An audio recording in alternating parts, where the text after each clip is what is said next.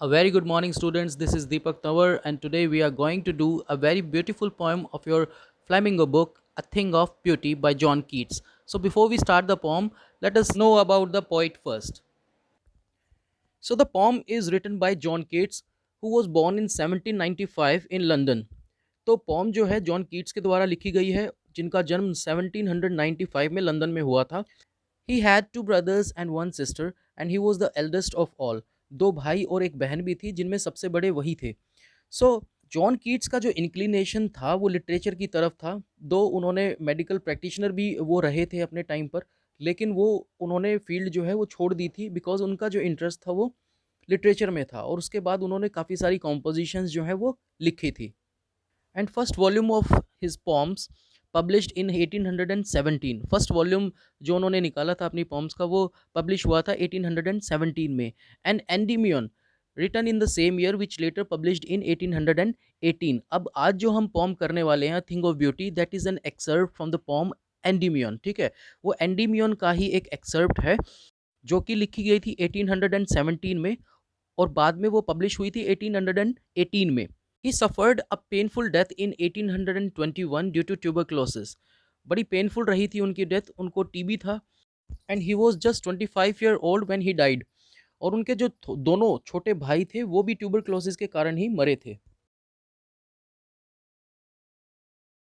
And one thing I must say about John Keats is he was true lover of beauty और nature. He was an admirer of nature, and this we get to know from his other compositions such as Ode to a Nightingale and Ode on a Grecian Urn. And in compositions में उन सभी चीज़ों की वो बात करते हैं जहाँ पर ब्यूटी लाई करती है. And now let us start the poem.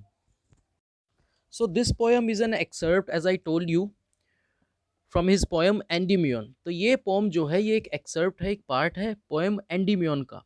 So a poetic romance we can say. Endymion जो पोम है it is based on a poetic romance. So this poem is based on a Greek legend in which Endymion, a beautiful young shepherd and poet who lived on Mount Latmus, had a vision of Cynthia, the moon goddess. तो इसमें जो Endymion है जो कि एक beautiful young shepherd है और एक पोइट भी है, वो माउंट लेटमस पर रहता है. And he had a vision of Cynthia who is the moon goddess in Greek mythology. ठीक है, वो सपना लेता है सिंथिया का जो कि एक मून गॉडेस है ग्रीक माइथोलॉजी में.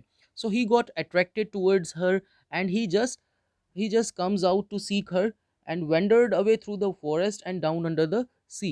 तो वो उसको ढूंढने निकल पड़ता है कहाँ पर, फॉरेस्ट में और down under the C.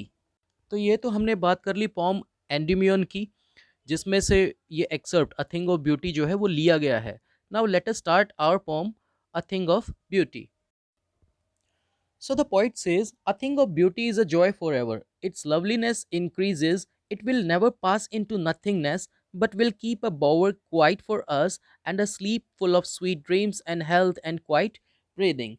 So, in the initial lines of the poem, the poet says that a thing of beauty is a joy forever. Means a beautiful thing always gives us joy and pleasure forever and it never fades away.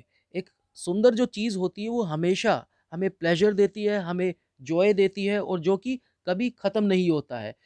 Even with the passage of time it's loveliness increases. Means with the passage of time it never fades away, even it's loveliness increases. उसकी loveliness जो है उस beautiful चीज़ की वो बढ़ती चली जाती है, वो कभी ख़त्म नहीं होती है. तो एक वो चीज़ जो ब्यूटीफुल है वो सदा टिकती है, वो कभी ख़त्म नहीं होती और वो हमेशा हमें क्या करती रहती है, हमें जॉय देती रहती है, हमें प्लेजर देती रहती है.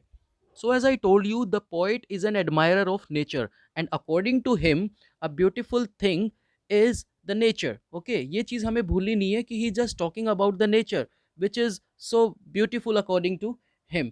तो वो नेचर की ही बात कर रहे हैं जो कभी जिसकी ब्यूटी कभी ख़त्म नहीं होती है और जो सदा टिकती है. Then he says, but will keep a bower quiet for us and a sleep full of sweet dreams and health and quiet breathing. Means this beautiful thing will give us pleasure and joy that we feel in the shade of a tree.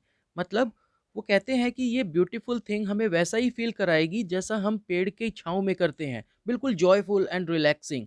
And apart from that it will give us a sound sleep full of dreams, good health and peace. और इसके अलावा और क्या क्या वो beautiful thing हमें देगी, एक अच्छी नींद जो कि सपनों से, अच्छे सपनों से भरी हुई है, अच्छी हेल्थ देगी और हमें शांति देगी। बॉवर का मतलब यहाँ पर है a shady place under the tree, मतलब एक छायादार जगह। Then he says therefore on every morrow are we breathing a flowery band to bind us to the earth। मतलब here, beautiful and pleasant things have been referred to as flowery bands.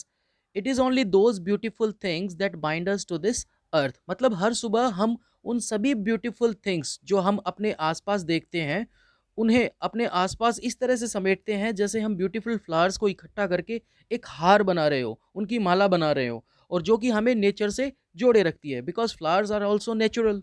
तो वो सारी सुंदर चीज़ें हमारे आसपास जो हम एक्सपीरियंस करते हैं और जिन्हें हम इकट्ठा करके संजो कर रखते हैं, जैसे कि हम एक फूलों का हार बना रहे हो, तो वो सारी चीज़ें जो हैं हमें धरती से, अर्थ से या हमारी मदर नेचर से जोड़े रखती हैं।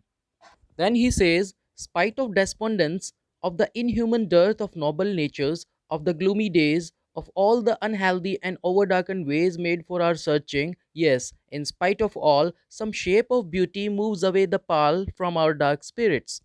Then the poet says that being humans we are surrounded by sadness. क्योंकि देखो, ह्यूमन बींग्स होने के नाते हमारी लाइफ में भी काफ़ी सारे अप्स एंड डाउन्स आते हैं, काफ़ी सारी नेगेटिविटी से हम घिरे रहते हैं, सैडनेस से हम घिरे रहते हैं, and because there is dearth and shortage of noble natures we are just surrounded by the cruel people. क्योंकि दुनिया में अच्छे लोगों की कमी है, तो हम भी मोस्टली क्रूअल पीपल से घिरे रहते हैं, नेगेटिविटी से घिरे रहते हैं, सैड और ग्लूमी मोमेंट से घिरे रहते हैं। Of all the unhealthy and over darkened ways made for our searching. मतलब कुछ लोग ऐसे भी होते हैं जो अनहेल्दी एनवायरनमेंट में रहते हैं, पॉल्यूटेड एनवायरनमेंट में रहते हैं, जो लोग अंधकार में रहते हैं और जिनका कोई फ्यूचर नहीं होता, ना उनके पास रोटी होती है, ना कपड़ा होता है और ना ही कोई शेल्टर होता है। Okay, and they always search for bread, cloth and shelter. Yes, in spite of all, some shape of beauty moves away the pall from our dark spirits। मतलब इन सभी नेगेटिव चीज़ों से घिरे रहने के बावजूद भी it is a thing of beauty that removes the dark covers from our soul और स्पिरिट्स। ये थिंग ऑफ ब्यूटी ही होती है जो हमें इस सभी नेगेटिविटी से बाहर निकलने में मदद करती है। Such the sun, the moon, trees old and young, sprouting a shady boon for simple sheep, and such are daffodils with the green world they live in, and clear rills that for themselves a cooling covert make against the hot season, the mid forest brake, rich with a sprinkling of fair musk rose blooms। So here the poet describes the beautiful things which are present on earth। These are the sun, the moon, trees, flowers and the rivers।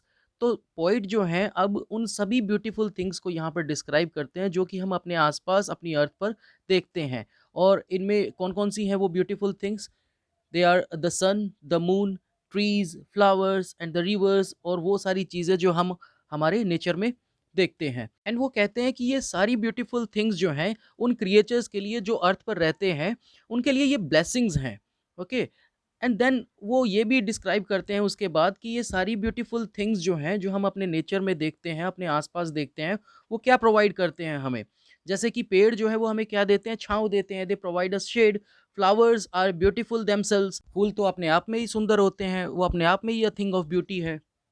And फिर जैसे वो कहते हैं कि and clear reels that for themselves a cooling covert make against the hot season. Reels का मतलब होता है स्ट्रीम्स, रिवुलेट्स, जो नदियाँ होती हैं, वो हमें क्या देती हैं? वो that makes a cooling covert. Covert होता है shelter, means they give us cooling shelter during the hot season. Summers में वो हमें कैसा एक ठंडक सी वो जो है हमें प्रदान करती हैं। And that is also a thing of beauty. और फिर वो कहते हैं कि the mid forest brake rich with a sprinkling of fair musk rose blooms, means in the midst of the forest you will also feel the fragrance of musk rose flowers. Means in the middle of the forest आप उन musk rose flowers की rich fragrance को भी feel करेंगे। And that is also a thing of beauty. Then he says, and such too is the grandeur of the dooms we have imagined for the mighty dead, all lovely tales that we have heard or read। Now, here the poet is talking about the grandeur or the greatness of the dead ones। जब भी हम अपनी mighty warriors के बारे में सोचते हैं, जब उनकी स्टोरीज़ को सुनते हैं या पढ़ते हैं, तो हमेशा हमें एक इंस्पिरेशन मिलती है उनकी स्टोरीज़ से। वो माइटी वॉरियर्स जो लड़े हैं अपनी कंट्रीज़ के लिए, ह्यूमैनिटी के लिए, और जिन्होंने अपनी डेथ्स को भी ग्लोरीफाई किया है पास्ट में। चाहे वो शिवाजी हो, महाराणा प्रताप हो, भगत सिंह हो, या कोई भी वो वॉरियर जो हमें जिनकी स्टोरी हमें इंस्पायर करती है। So according to the poet, these stories are also a thing of beauty for us, क्योंकि वो हमें इंस्पायर करती है, हमें मोटिवेट करती है जब हम उनको याद करते हैं। And in the last two lines, the poet says, "An endless fountain of immortal drink pouring unto us from the heaven's brink." Means, the poet says that these beautiful things are the gifts from God for all of us. मतलब ये जो beautiful things है जिनका भी हमने जिक्र किया है पोम के अंदर, ये सारी they are like immortal drink, means they are like nectar, ये अमृत की तरह है जो कभी खत्म नहीं होती है। And that nectar is pouring unto us from the heavens brink, और ये नेक्टर जो कि कभी ख़त्म नहीं होता, ये हम पर कहाँ से आता है, ये हमारे पास, ये हमें गॉड से मिलता है, ओके, हेवन से मिलता है, जो कि कभी ख़त्म नहीं होता है। तो ये सारी ब्यूटीज़ जिनका हमने ज़िक्र किया है, ये सारी क्या हैं, ये सारी इमॉर्टल हैं, ओके, जो कभी ख़त्म नहीं होती हैं। And they give us a reason to live on this earth, जो कि हमें रीज़न देती है अर्थ पर रहने के लिए या जीने के लिए, even in the old situations, despite of having so many sorrows of life.